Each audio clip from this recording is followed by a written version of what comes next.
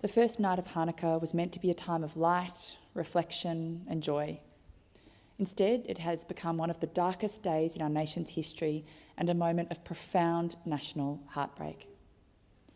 We grieve for the 15 innocent people who were murdered at Bondi, for those who were injured, and for all of their families, friends and communities affected by this tragedy. Seeing the footage affected us in ways that can't be described.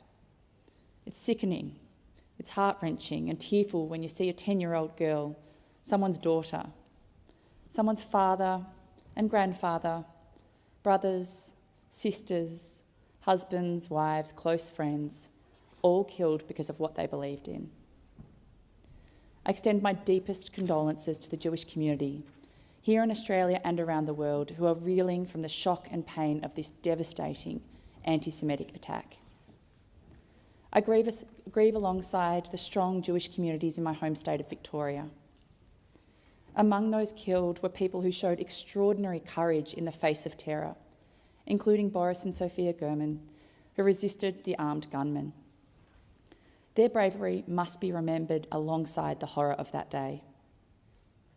This was an attack on Jewish people, and it was an attack on all of us. It was an act of hatred intended to divide, to instill fear and to undermine our shared way of life, but it is not who we are. Who we are is seen in the first responders who ran towards danger. Who we are is reflected in those who intervened to stop the gunmen. And who we are is found in people of different faiths, backgrounds and beliefs who have come together in solidarity, care and compassion.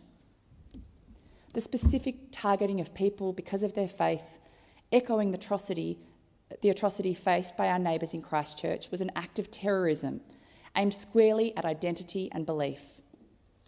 It is deeply disturbing that the terrorism we have seen overseas has occurred here on our iconic beach directed at Jewish people.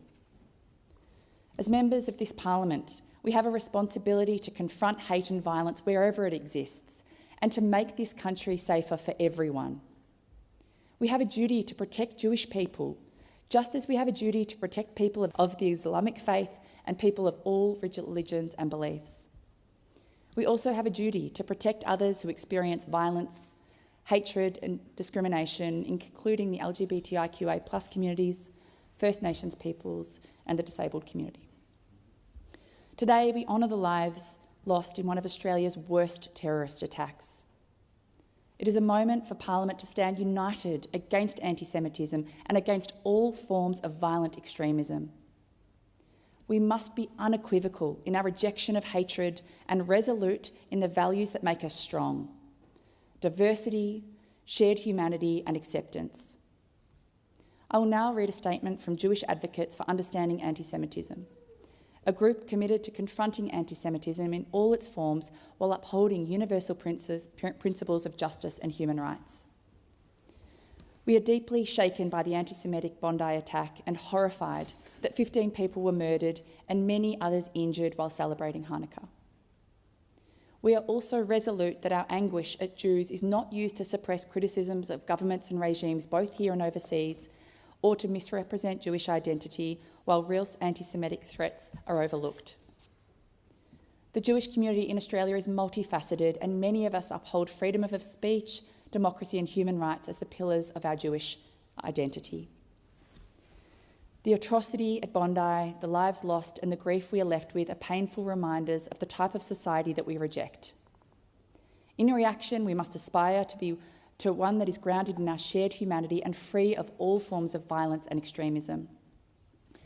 And so we urge the government to avoid knee-jerk responses, including laws that will stifle legitimate political critique in the name of combating anti-Semitism. We urge the government to work to ensure that all marginalised people are protected from racism, including Jewish people from genuine anti-Semitism. This goal requires long-term, well-thought-out responses based on evidence and wide consultation.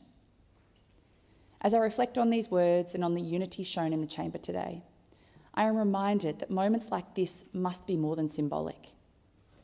Our grief must be matched with care, our unity with responsibility, and our condemnation of hate with action that is thoughtful, principled and inclusive.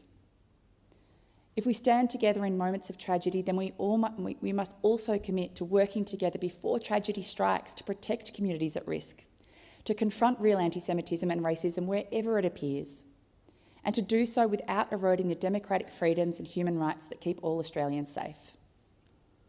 That is how we will honour those who were killed. That is how we will ensure their lives were not lost in vain.